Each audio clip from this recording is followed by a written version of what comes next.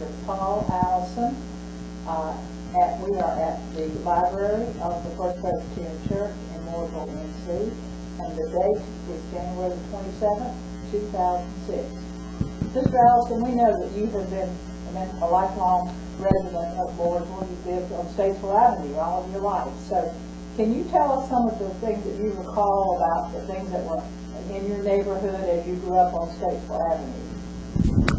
Well, one thing I remember when before they ever hard surfaced Statesville Avenue was a dirt road, and I've seen mountain wagons come down there with oxen pulling the wagon, and they would camp up at what they call the Grove this side of Shepherd's, and then come down on the way to Charlotte. Another thing, back in Stewart's Park, which was over on what is now 801 Park Avenue, they had a swimming pool, a skating rink, tennis courts, and every July the 4th they'd have a big picnic there. And where the swimming pool is now, there's a house built over the deep part of it. Mr. Spencer Hartzell built a house, and he uses that for his basement. And the ball field was right behind Parkview School across the road, and they played ball, and they had a pro ball team in there then. That was in the 1920s. The catcher was Obie Davis. The first baseman was Andy Wagner. The second baseman was Skinny Rogers. The shortstop was Sid Dingler. The third baseman was Houston Westmoreland. The left fielder was Henry Linebarger. The center fielder was Barney Honeycutt. And the left fielder was Slobberjaw White. Now, I don't know his first name. That's all I ever knew. The pitcher was Turk Shoemaker and Jake Blackwelder. Those were the two pitchers ahead. And they played Landis, Coolamy, Statesville, and Kannapolis, I believe, that back in there. And then later on, they built a park down at Mooresville Mill in around 1930. And they moved the ball team down there, and the mill's up behind it, and had a really professional ball back in. The high school used to play football up at the old park behind Parkview School. That ballpark there had a wooden fence all around it and a grandstand. Then they played, after they built it down at the mill, they played down there for 2 or 3 years, and Mr. Cy Lee Hood wanted to play closer, so we worked. He had the ball teams and the town to build Hood Field, which is behind the Baptist Church, and we played there and we had to walk to Mooresville Mill and back when we practiced and played. We didn't ride, we walked back. So you played on that ball team? Yes, ma'am. I played football on the high school team. That was back in the early 30s. So I guess Parkview was named because it overlooked that park. That's right. It was built in 1926, and the school that was up there was Kenny Carter. Across the street, it was called Old North School. I went to first grade in that North School. Miss Leona Robinson was my teacher. And then the second grade, Miss Mary Stafford. The third grade, Miss Leona Robinson. In the fourth grade, Miss Harding Rogers. In the fifth grade, Miss Rudisell. She wasn't from around here. And then the sixth grade, Miss Eula May Martin, Al's mother. And then the seventh grade, she had me again. She promoted both of us. You have a remarkable memory. That's wonderful. Okay, now, so you actually worked at Cascade Mills when you were working in the world? Yes, when I finished school, well, In the summer before I finished school, I worked at the flour mill. And then I finished school, I went to the flour mill. My father was miller over there, and I worked there. And before that, back during the Depression, that mill ground Red Cross flour and packed it in 25-pound bags. And I helped load the bags in the box cars behind the mill, and they shipped them north and different places for the Red Cross to distribute to people during the Depression. And I worked there until flour mill in 1942, and I left flour mill and went to Cascade. I left Cascade flour mill making $16 a week, went to Cascade making $23 a week. You mentioned that was in 1942. Did you serve during World War II? I said, yes, I was in the Merchant Marines from 93 to 95, from 43 to 45. We shipped I was on, we went to Oran after, Naples, Italy, Marseille, France, and Liverpool, England. We was halfway across when the war ended and turned around and sent us back. And what were you doing on that ship? What were you doing? I was a deck. I was on deck, posting on the deck hand on ship. We had the engine room crew and the deckhand crew, and I was up, which was up above. Their job was to deliver to the supplies. If they could not have won the war if they didn't have the supplies, and that was their jobs to get it. We would sail from Norfolk and go by Hampton Roads, which is right outside of Norfolk, and load up with ammunition. That's where we picked up, was ammunition depot there, and that's where we picked up ammunition there and taking it across. And we haul airplanes, we haul locomotives, put them on deck and haul them over too. Paul, I know you, maybe earlier years you were an avid golfer. Tell us something about the golf course, how and when that got started. Well, Johnny Madison was behind getting that golf course built, and it was only 9 holes for a long time, and then they finally went to 14, got it from Tommy Templin, land from Tommy Templin, which is Dr. Templin's land. And Tommy Templin's daddy was a doctor here in Mooresville, and his mother was a Williams, Tom Brim Williams, and S. Clay Williams' sister. They lived down below town, and where the 9 holes is where the Williams lived down there then. It was quite a nice course, and it really helped me when they added the back 9 to it. And a lot of people really has used it and played a lot. So Mr. Matheson, who was the owner of Mooresville Mills, he had the first 9 holes built, and then he gave it to the town? No, it was Mill owned the 10. Mill owned the 10, and then after the mill went broke, they sold it to the town. Give us an idea of what year are you talking about? I think that was built in about 1949 was when it was first built.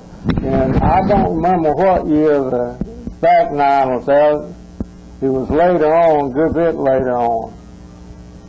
Paul, I can remember as a kid going down there, I guess, when they opened the golf course, and they had one of the radio celebrities from Charlotte, Grady Cole. Yeah.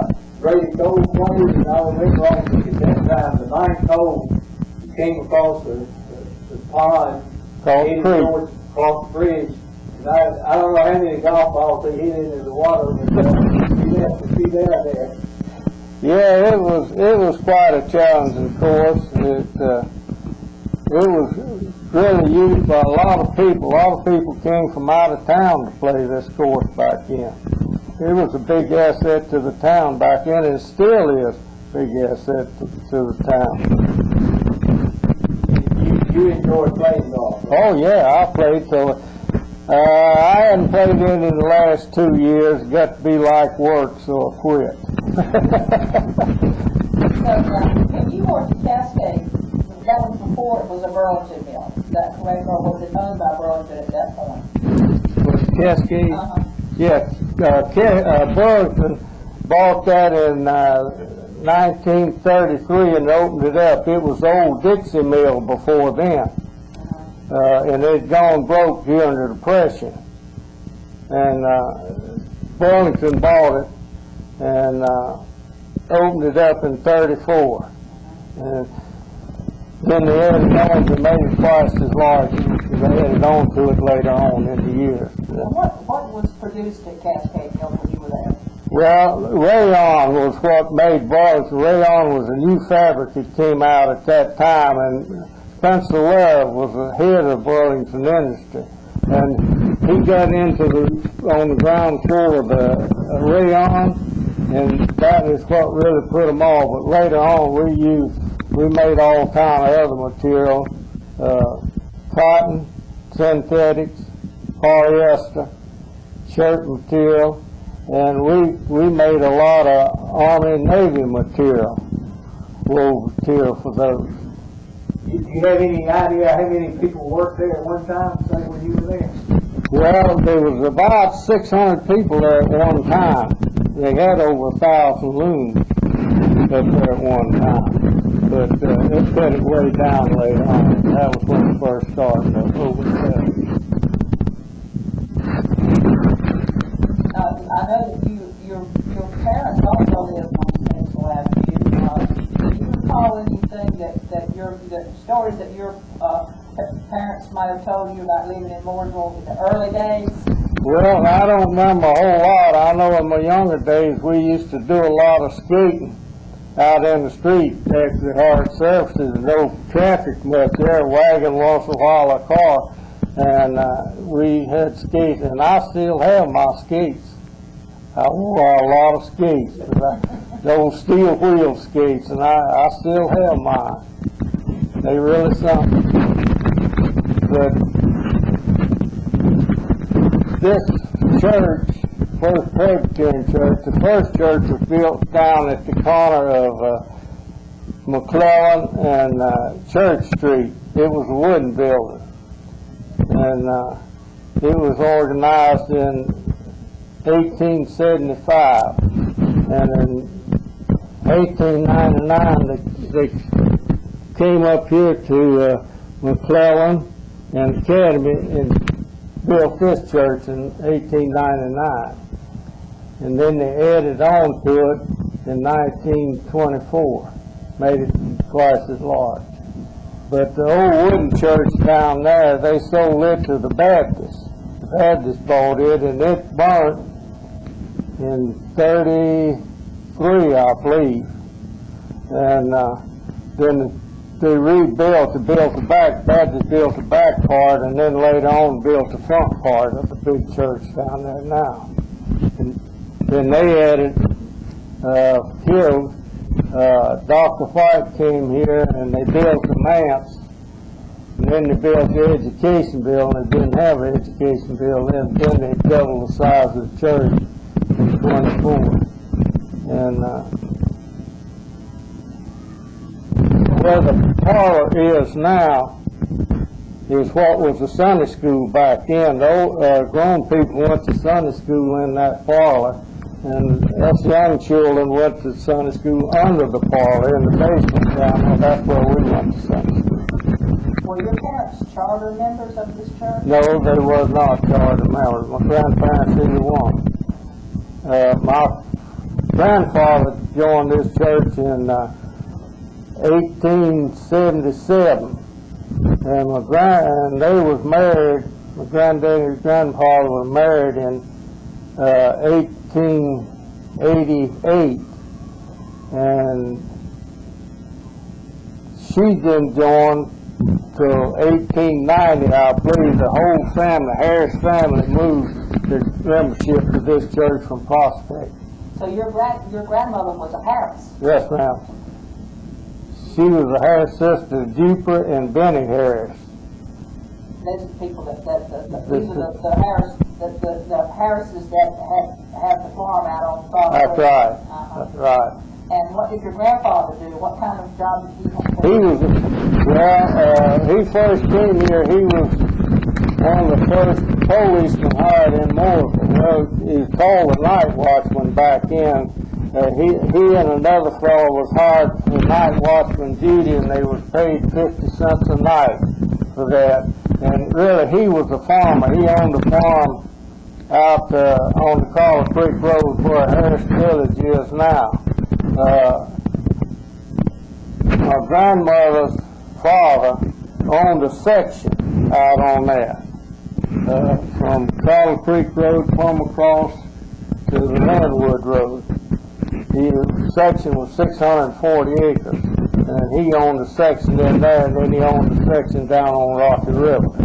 But that's where they lived out there on that place out there. And as the night watchman, what did you do? Well, they just patrolled the town at night just to see that everything was kept in order, and they had kerosene lamps up along the street down there, and they finally, later on, they put electric lights up after they got the electricity in town. The town owned electrical supply back at that time. Richard, what kind of payment did he receive? He said he made 50 cents a night. Okay, Yeah. 50 cents. And Mooresville had their own bank back then. It's called the Bank of Mooresville. And Bob Edmondson has some of the money. I don't have any. It's Bank of Mooresville money. And that bank was beside the fire department on Broad Street, buildings that tore down. It was in that small place there, and then it merged with the National Bank and built a bank building up beside Turner Hardware. And that bank was robbed by some outlaws. I believe it was in the 30s, I'm not sure, but it was robbed up there one time back in. Do you know any details about that robbery? No, I don't. I don't know any details much about it. I know there was two men, one in the bank, and somebody was in the getaway car, and they never did find out. They thought they knew who it was, but But they actually stole money from the bank? Oh, yeah, they got They were money. never caught? They got money from the bank, yeah. The robbers were never caught? Never caught. Paul, tell us something about your gardening abilities. Well, I've always gardened some. Way back when I was growing up, everybody had a garden. I learned, my dad taught me how to garden and make a garden. I've stuck with it all the time, and I still raise tomatoes and corn and squash. Is most of the things that I raise now, and just something to give me something to do to occupy my time since I retired. And also, did you ever keep any animals in your yard on the state level? Yeah, my dad had Guernsey cows. He had them all the time, ever since I can remember. And when I was young, when they had the fair over to ballpark behind Parkview School, he'd take a cow over there to show them and get prizes on them. They'd give ribbons on them. He'd got some ribbon, and I'd have to go over there in the morning to milk that cow and bring it home before I went to school. That was my job because he'd already gone to work at that time. So it was not uncommon for people to have animals, even though they lived in town, to have cows and chickens and things like that. No, we had cows. I had cows. After he got that away with his milk cows, I went into beef cows. I had Black Angus, and I had 8 or 10 there at one time. I had 8 acres of land, and I sold out. Don't have any anymore. everybody kept cows and hogs. In fact, they outlawed hogs in Mooresville in 1953 on account of polio, the flies. But they never did outlaw cows or horses or anything like that. And back then, they used to take DDT and go up and down the streets fogging it to try to kill the flies. DDT would kill flies. Now, they'd put you under the jail if you had DDT now. Don't you have a well on your Oh, yeah. house? Yeah, I have a well that's about 55 foot deep. Still got an old bucket and a windlass. I still draw water out of it, water my garden with it, water my tomatoes and things like that. Yeah, it's still there.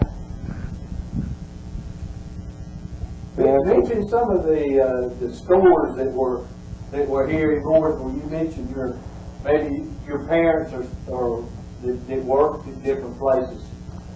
Well, the telephone office was that corner of Center and Broad Street upstairs. There's a sign out there now. They put a sign on that door. That's where it was. That's where my mother worked.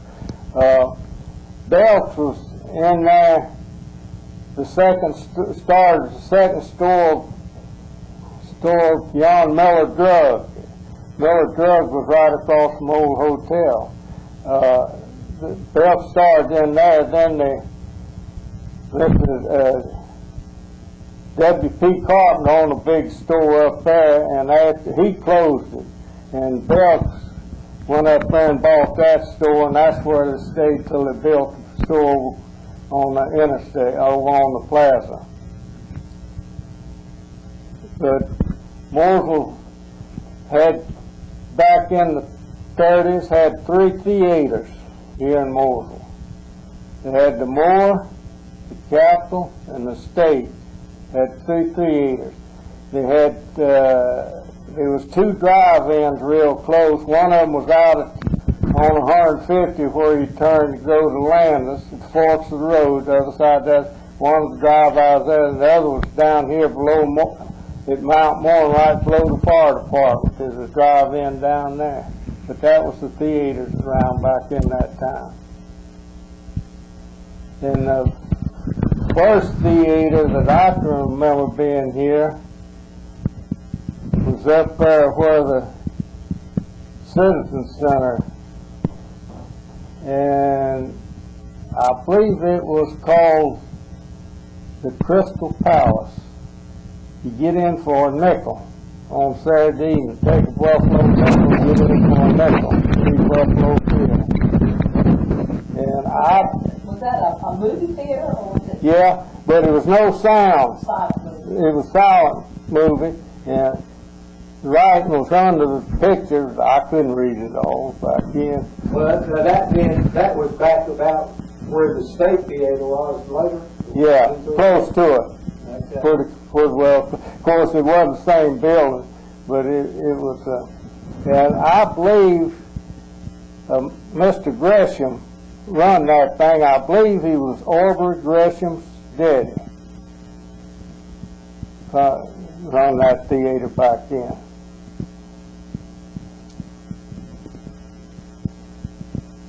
But there's been a lot of changes